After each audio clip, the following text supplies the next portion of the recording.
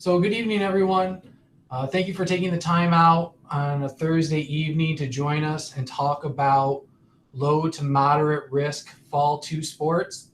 Certainly an interesting time to be talking about soccer, golf, and cross country in the beginning of March, but those are the times we live in. So I appreciate you taking the time to meet with us as we go through what the fall two season for soccer, golf, and cross country is going to look like. I'm sure you have a lot of questions on how the season will play out, what the COVID protocols will be, what games and practices are going to look like. And we're going to try and go through all of that information for you tonight.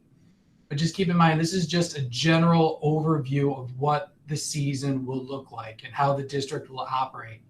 Specific information regarding your particular sport will be provided by the coaches once the season begins. So for anybody who's currently playing basketball, a lot of the information we're going to talk about tonight is very similar to how basketball is currently operating. Just with a thumbs up, can everybody see the presentation? So before we begin, I'd just like to thank Nurse Arlen, Mrs. Dupuy, and Coach Capone for all of their hard work. There was a lot of work that went into getting us to this point where we can offer interscholastic athletic. A lot of work in the background that nobody ever sees, a lot of times goes unnoticed. So I'd be remiss if I didn't thank them for all of their hard work just to allow our student athletes to have this opportunity. So fall two sports. We are looking to begin, according to section 2, on March 8th. Monday, March 8th, the season will begin. The season will end on May 1st. So it's about a 9-week season, just a little bit shorter than what a traditional fall season would look like. There will be 1 week of overlap with the current winter season. So any student athlete that's currently playing basketball, if you're planning on participating in a fall two sport, 3 of your practices will count towards the fall two sport. So we call them carryover practices. But you can only practice once per day. So if you're currently participating in basketball, you can't go to a basketball practice on Monday and then go to volleyball practice that evening. Or you can't have a basketball game on Tuesday and practice before the game or go afterwards. You can certainly go and attend the practice. That would be up to you and your coach to decide. But you can only count 3 of those practices to begin the year. As part of our efforts to offer interscholastic athletics, New York State and Washington County is requiring us to have a hotline for any COVID-related concerns with the operation of our programs. So as you can see, there's a telephone number and a Google form posted on this slideshow. These are also posted on our website. So if there's ever any safety concerns regarding the daily operations of our interscholastic athletics, there's an anonymous phone number that you can call or click on the Google link, provide us with the information, we can research it and then address it if there are any issues. When we look to start, there's a number of factors we have to take into consideration for participation. Do we have enough student athletes to sustain a team? Are there member schools in the league offering the same participation levels? So for example, if we're the only school offering a JV soccer program, do we want to offer a JV soccer program? Our use of facilities, as of right now, we can only use the cafeteria for basketball and volleyball practices, so that's going to severely limit our abilities. And just safety, how can we maintain a safe atmosphere and environment, not only for our interscholastic athletics, but our daily in-person instruction. For soccer, we're looking to offer a varsity team, which would be a competitive team. As of right now, based on the science, we do not have enough interest to sustain a JV team. And currently, we do not have enough student athletes signed up to support a modified soccer program either. However, we do want to provide an opportunity for students at that modified level. So we're looking to try and develop an intramural type program for soccer that would allow 6th, 7th, and 8th graders to get together a few times under the direction of a coach to practice skills and develop as we go through the season. Golf, we're merged with Fort Ann. It's been a merger for about 6 years now. Golf offers a varsity and modified level competition. Cross country, we run on our own with Coach Capone.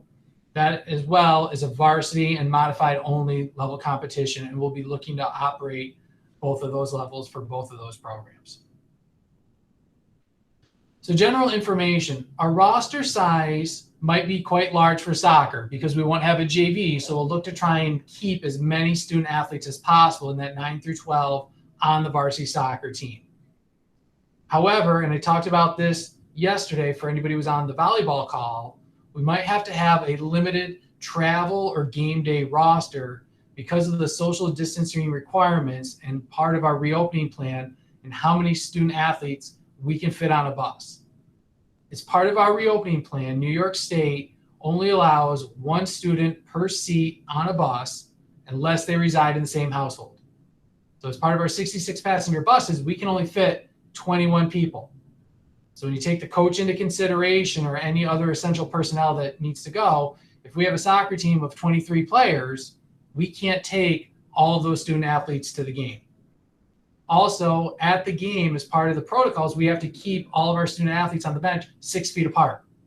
If we have 20 athletes trying to keep them all 6 feet apart, we'll be out on Goodman Road when we're playing at the Golden Goal.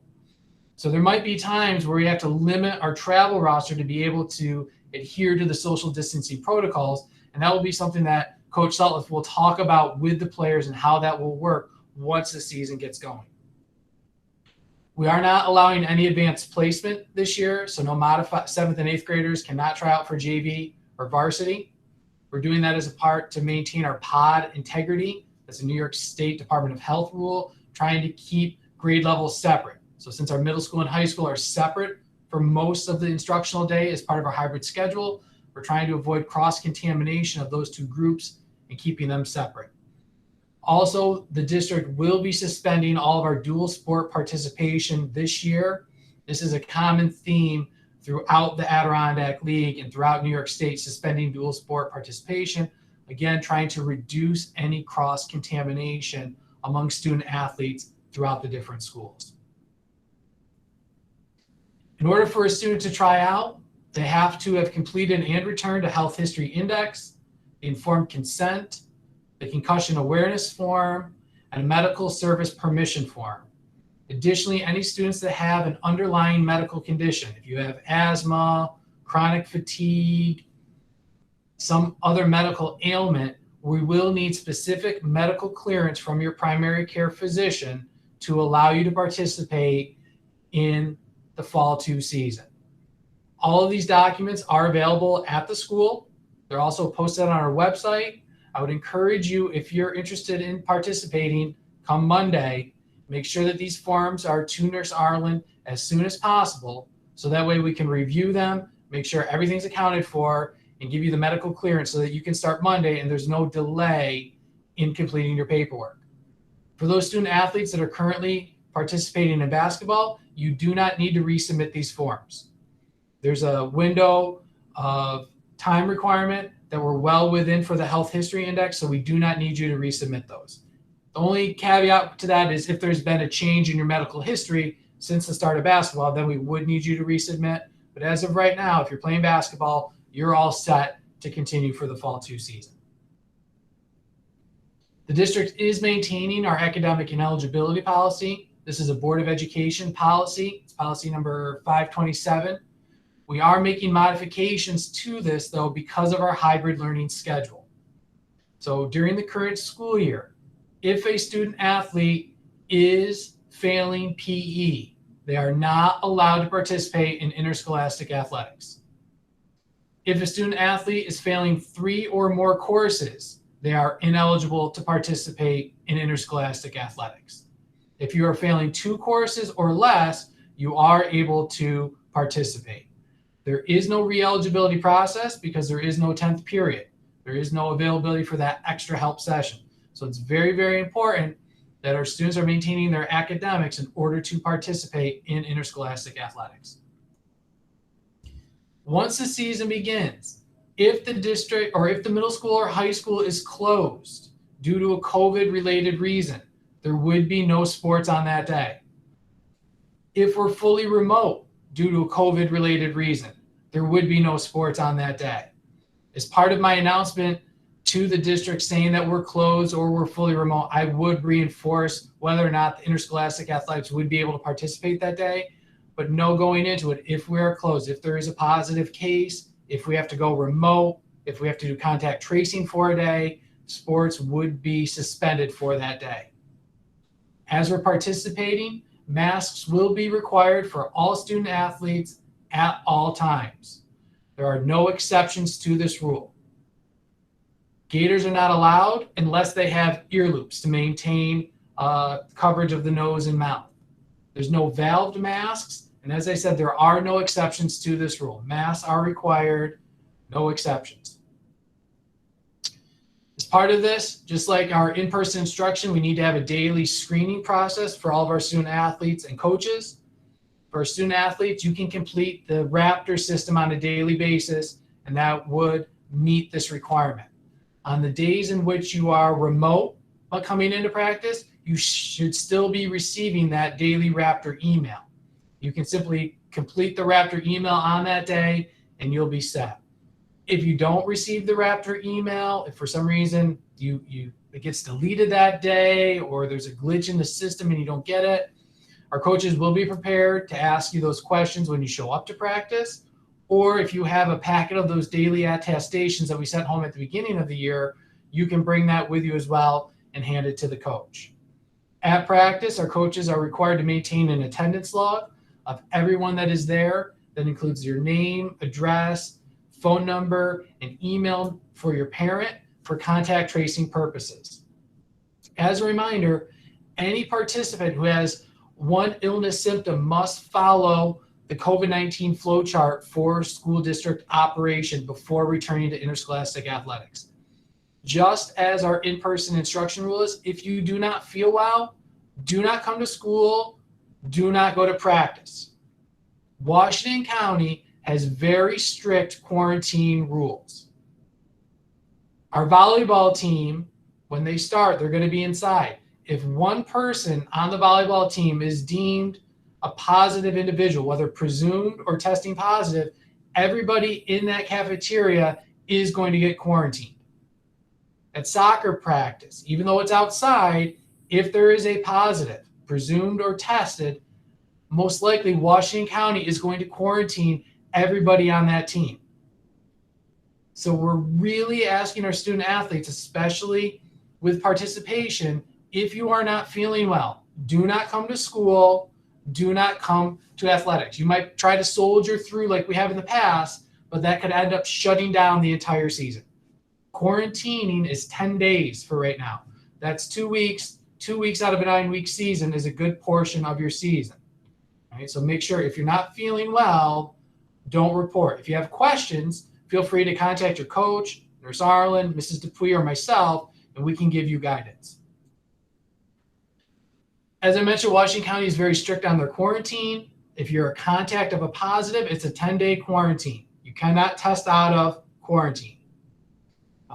In order to return, if you're a contact of a positive, you need to have a release note from the Washington County Department of Health that you need to submit to the school district, specifically to Nurse Arlen, before you can return to participation. If you end up being COVID positive, you need to have specific medical clearance from your primary care physician before you can return to athletics. That might involve seeing a doctor for an actual in-person visit. Just because your quarantine period is ended, if you're COVID positive, you will need medical clearance to rejoin your team.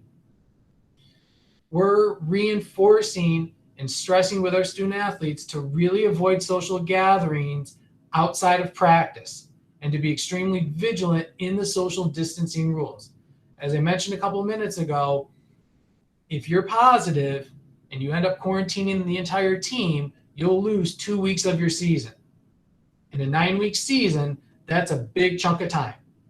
So we're asking coaches, parents, student athletes be very vigilant in monitoring social distancing protocols and avoiding social gatherings outside of practice and the school. So at our facilities, only the student athletes, coaches, and administration are allowed at practice.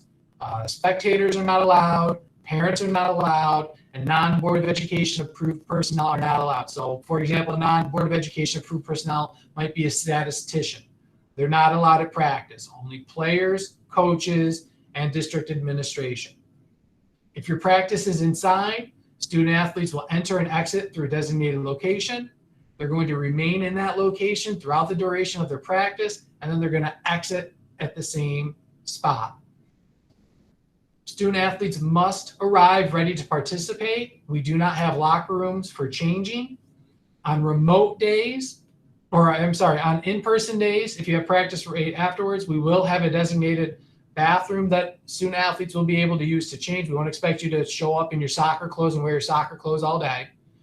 But on remote days, you must show up ready to play. On game days, you must show up ready to play. There will be no changing facilities at the other locations. Contest. When games start, as of right now, the Adirondack League has booked the Golden Goal for all of our soccer games. They have turf fields. They should be ready to allow us to play prior to our own fields being ready. We might have home games later in the season or once our fields become available. I know Mr. Baker's working really hard to try and clear the field for us so that it's ready to go. We appreciate all his effort, but as you can see, there's still snow on the field, so we're not going to probably practice there on Monday. So we've booked the Golden Goal to be able to use. There will be no spectators at the Golden Goal, though. Right? New York State has very strict requirements on spectators, the logistics for the Adirondack League to try and monitor and supervise the number of spectators that would be showing up for 8 different soccer games is unmanageable. We will be trying to have a designated senior game for all of our sports where spectators will be allowed to go see. Once we have more information on that, we'll let you know.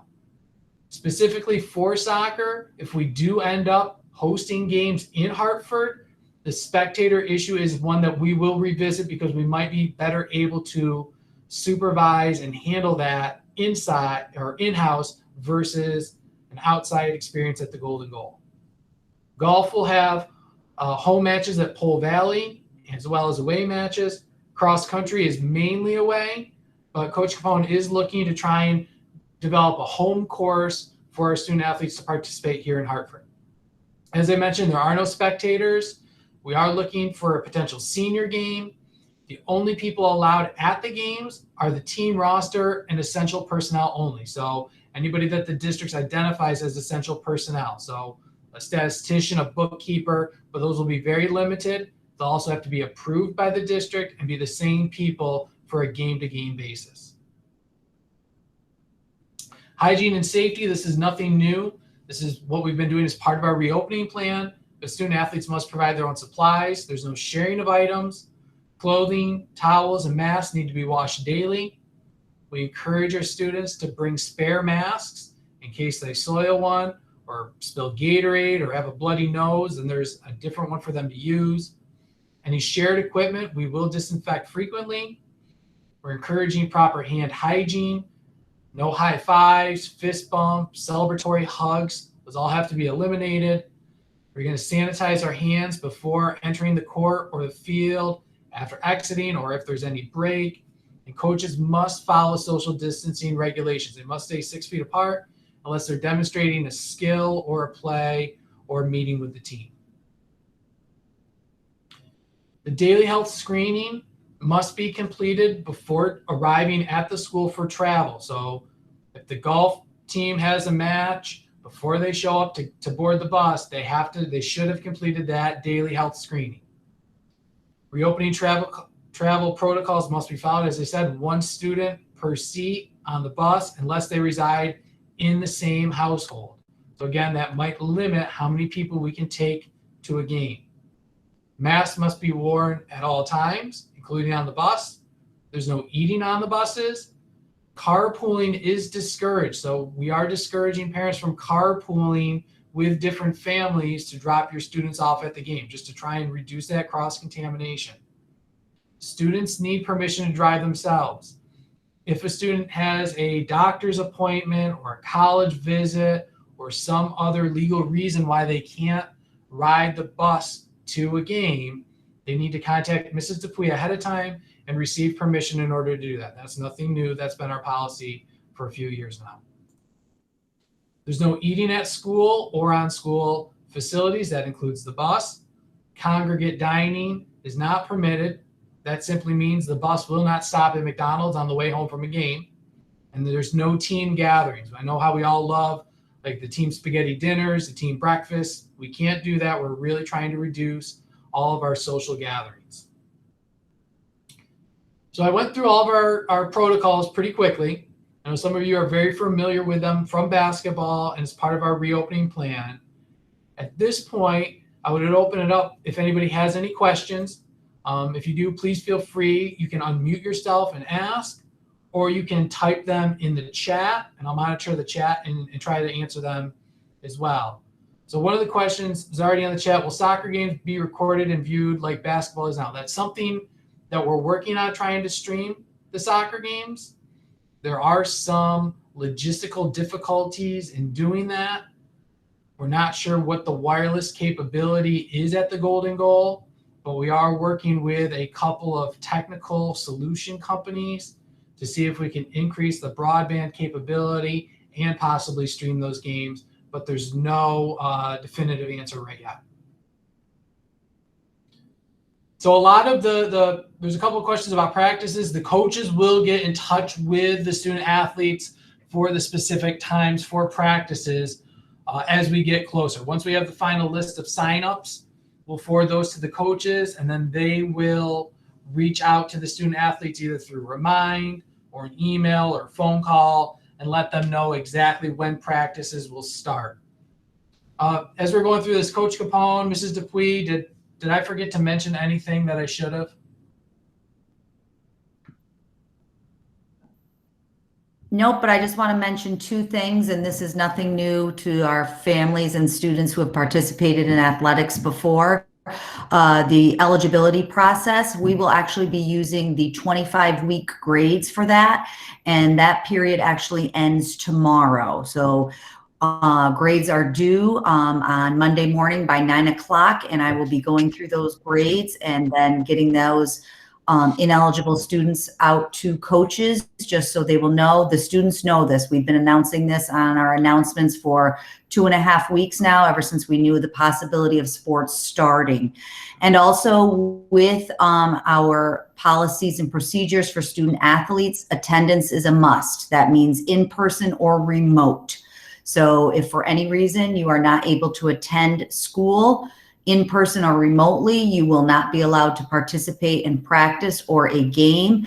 Or if for any reason you are late to school, you have to be in school by 10 o'clock in order to participate in a practice or a game. And also with that, you need to have a note explaining while you were out. If you have a college visit or a doctor's appointment that you will not be in the building at all that day, you need to have that pre-approved by me, and then I will inform the coach of that. So all those procedures are still the same as pre-COVID, but just wanted to make everybody aware of those things. Thank you. As Mr. Cook had stated, this is a general overview of, what athletics are going to look like. I would encourage you, if you have any individual questions about an individual sport, to reach out to the coach. If you're not aware who the coach is, send me an email and I'll send you that information. I know a lot of the coaches have Google Classrooms and Remind, so we can get the information out to people. But I would encourage you, if you have any questions, be proactive and reach out to the coach over the next couple of days, and hopefully they can answer some questions for you. Thanks. I did see there's a question in there about golf practice and whether they would need a ride or bus. That's something we're still working out right now. We have to wait and see when golf is going to start, practice times, and if we have any drivers available to be able to do that. So we'll get that information to you as soon as possible. Yeah, and I'll just add, this is Nurse Arlen. Speaking with the school nurse in Fort Ann, you will, if you're signed up for golf, be getting what's called a pinpoint survey, so that the practices that you have in the building in Fort Ann, they would like you to fill out the pinpoint survey for their building tracking for contact tracing. So it's very similar to the Raptor system. Thank you. So another question, is there any consideration for at least 2 spectators for soccer? Not at this time at the Golden Goal. The league has been meeting weekly, sometimes twice a week, on the spectator issue. The difficulty with spectators at the Golden Goal is there's going to be 6 different games going on at the same time. So you can imagine, so you have 12 teams participating, 10 to 12 teams participating, times 16 players, times 2 spectators each. It's an unmanageable situation, and it would far and away exceed what the New York State has allowed for outdoor venues. As of right now, outdoor venues can have up to a 50% capacity, maxed at 200, unless you have testing protocols set in place, which there aren't any right now. So there's no way we would be able to adhere to the 2 spectator rule, and just the logistics of trying to do the COVID screening, temperature checks, and checking people in to the Golden Goal is logistically impossible for school districts to try and do. So what we are looking to do, as I mentioned, is each school will be designated a specific senior night, and the senior parents of that school will be able to attend on that day. And we're looking to do that for volleyball as well and for the other sports, but that's something that's still in the works. We want to get spectators there. If we end up having a home game in Hartford, that's something we can explore at that time. But as of right now, there are no spectators. Just to address a few of the golf questions, I've received a couple emails about golf questions too. Golf is run out of the Fort Ann school, and I've had communications with them over there, and I have given all the names of the athletes that have signed up with email addresses. And I know they plan on utilizing either Google Classroom or some other form to communicate with people. So I would say, if you haven't received any information, kind of just hold tight on that. My last understanding was they did intend on starting on that first day on Monday there, and they would be inside for a while because obviously golf courses are not going to be available for a while. And as Mr. Cook said, there may be some transportation, issues with it. We haven't worked out all that details yet, but just if you haven't received anything, hopefully within the next day or so, you'll be receiving anything. Or if they're going to start a little later, modified may start a little later. We have a lot more modified golfers signed up than varsity golfers signed up this year. Hopefully they will be reaching out to you. And if they reach out to me, I'll let people know as much as I know. Thank you, Coach Capone. So a couple of soccer practice, when will that take place? Again, Coach Sullivan might be able to answer that. Most likely March 8th, but again, those specific details about what time practice will be, where it will be, how long it will be, that'll all come from the coaches once they get that final information. Seniors be recognized that night as well from the previous soccer question. I'm not sure yet. We will recognize the seniors. We're in the process of trying to figure that out for basketball right now. So the seniors will absolutely be recognized across all the sports. I can't tell you today, though, if that will be the day they will be recognized. It probably is going to depend on what day were picked for and if we're able to do that then. But we will as soon as we know what day the seniors will be recognized, we will let the parents know well in advance so they will be able to adequately prepare to celebrate with us.